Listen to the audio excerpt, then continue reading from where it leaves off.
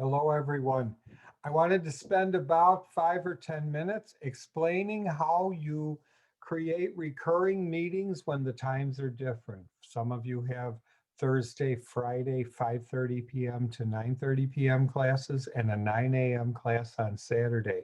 But it would be easier and more comfortable for everybody if you use the same meeting ID for all of the meetings. And so I'm going to spend a few minutes showing you how that's done. And so I'm sharing my screen. I am going to my Zoom, and of course I'm signing in and everything else. And I'm going to click schedule a meeting. It's up here in the upper right. And I go to schedule my meeting and I say to myself, Thursday, Friday, and Saturday morning classes. Okay.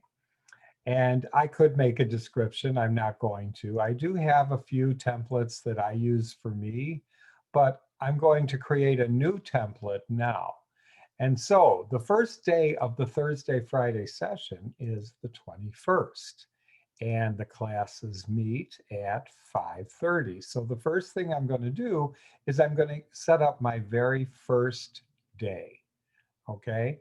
Now I'm going to make this a 4-hour meeting, although possibly I'm only really meeting with my students for 2 hours, but I'm going to go ahead and have the meeting set up for 4 hours just because.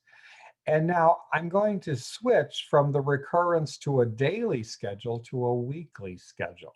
So when I get to the weekly, I now know that I have a Thursday and I have a Friday and I have a Saturday class, you see? And the default covers it up to 19 occurrences, but actually the last day of the Saturday class is going to be March 13th. So I'm going to go ahead and click on the calendar and I'm going to change that to the 13th, okay? And I'm going to select waiting room because they want us to do something. Passcode is okay, and I always recommend if you are going to create a passcode, change it to your section number because the section number is unique to the students. And so that's very important. And so I always feel that it's better to make sure the students and the teacher, the host, can use video and share screen. I like to keep it all out there as it is, okay? I always allow the participants to join 15 minutes in advance because sometimes, especially if you're going to build a community in breakout rooms in the first few sessions, the students get to know each other and it's good for them to be able to talk to each other ahead of time. So now that I have created all of my occurrences at 5:30, right? Okay. And I have 24 occurrences because in an 8-week session, there are 24 sessions, 3 a week, and 3 times 8 is 24. And so now I have all of my occurrences. And I want to stick with this meeting ID, 9191024046941 for the entire class. But look what happens. I click on show all occurrences and everything is set up for Friday or for 5:30. But the 21st and the 22nd, Thursday, Friday, but here's Saturday. So Saturday, January 23rd, I don't want it to be set up for 5:30. So I'm going to slide over to edit and it's going to give me this new screen and I'm going to change it to 9 o'clock. And of course, it's 9 a.m., not 9 p.m., so I have to make sure I change that. It's still set up for 4 hours. I click save, and look what happens. I've got Thursday, Friday at 5:30, and Saturday. Thursday, Friday, and here's Saturday. I'm going to slide over here and click edit, change it to 9 o'clock. And then I'm going to change that, and I'm going to save. And so then I'm going to look at the next week. And I've got here the 30th was my Saturday, then February 4th and 5th, Thursday, Friday, and the 6th is my Saturday. So I click on my edit and I scroll up here to 9 o'clock and I'm going to change it to AM and then I'm going to save. And bingo, there I am, February 6th, 9 a.m. Now look, February 11th is here, but this class goes until March 13th. So I'm going to have to click this show more button so that I get more. 11 and 12, Thursday, Friday, and then 13. And I'm going to change this to my 9 o'clock. And I'm going to change it to AM. And I click save. And so what I am doing, let's see here, 13, 18, 19, and the 20th, I do the same. I change it to 9. And I change it to AM and I save. And then I scroll down, let's see, 18, 19, 20, 25, 26, 27 for February. So I'm going to go ahead and change that. And I'm going to come over here to 9 o'clock, and then I'm going to change it to AM, and I'm going to save. And so let's see here, March 4th, 5th, and 6th. The 6th is my Saturday, so I'm going to change it. Okay. Now, after I have finished changing all of my Saturdays, we only have one more Saturday, and that's March 13th. Okay, so here I am on March 13th, and I'm changing my very last Saturday for the first 8-week session of an ESL class that meets on Thursday, Friday night, and Saturday mornings. So now I have changed all of my times, and that's really great, right? Well, then I think, well, you know, it might be better since so many students are going to continue that I keep the same meeting ID for the following 8 weeks, right? Good idea. So I click add another session, add another session, add another session. And, you know, it'll default to 1 day at a time, 14, 15, 16. But of course, I know that's not going to work.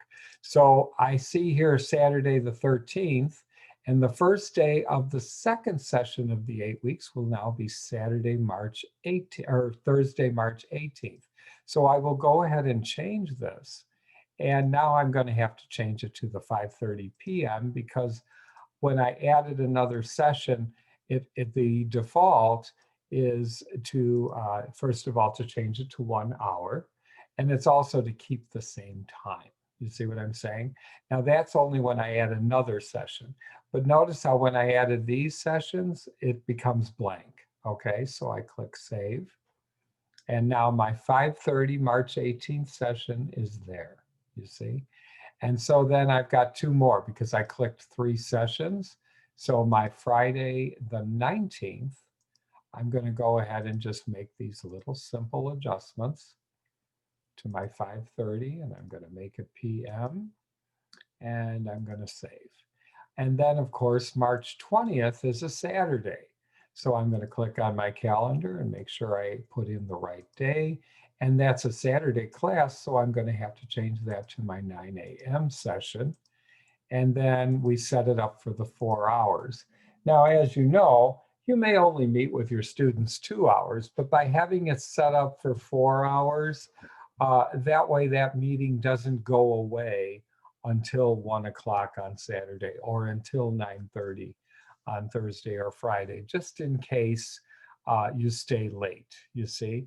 So then I come down, you see, and now I have all of my sessions. I have 24 occurrences, plus I added 3 more. So I actually have 27, you see. I can copy my invitation. And the reason I like to copy the meeting invitation is because that way I can adjust everything. And it's copied to my clipboard. And bingo, I am done with this session, you see. And so now I go back to my meetings, and then I come to my upcoming meetings and see, I have other meetings scheduled, by the way. So you'll notice on the 21st, here's my occurrence, 1 of 27. Here's my meeting ID. But let's say I decide, or the students ask me, let's meet at 6:30 instead. I can click on the edit, and I can edit either this particular meeting, or I can edit everything if I want. Now, the trouble with editing all at once is that it's going to default it in a different way. But if I edit just this meeting and I change it to 6:30, you see, and then I go down and I click save. I have to make sure I save anytime I edit a meeting. But when I'm creating and I'm scheduling the meetings, it's fine. But notice here I've got my Thursday, Friday, and Saturday morning classes, you see. So let's say that I really want to edit everything, see? So I'm going to click, no, that's not the one I want. Yeah, okay. So I click edit. Now I'm going to edit all of my occurrences. And notice how I've still got my 24 until the March plus the additional that I added, you see? And so now that I'm in edit mode, I can come down and I can save everything, you see? So then I show all my occurrences to make sure that it did work, you see?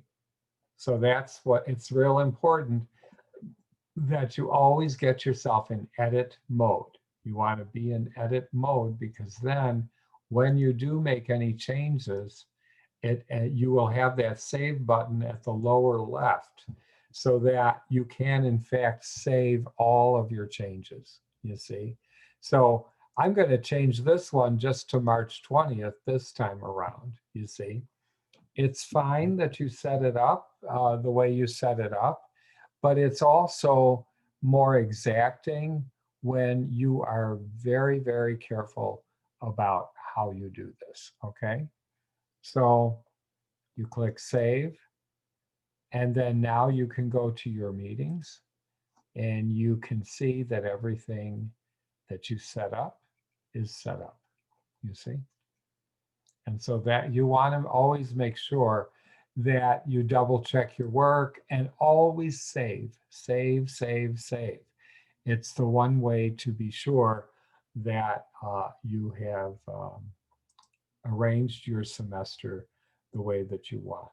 I hope that this recording was helpful, and I am going to be sending it to everybody, okay?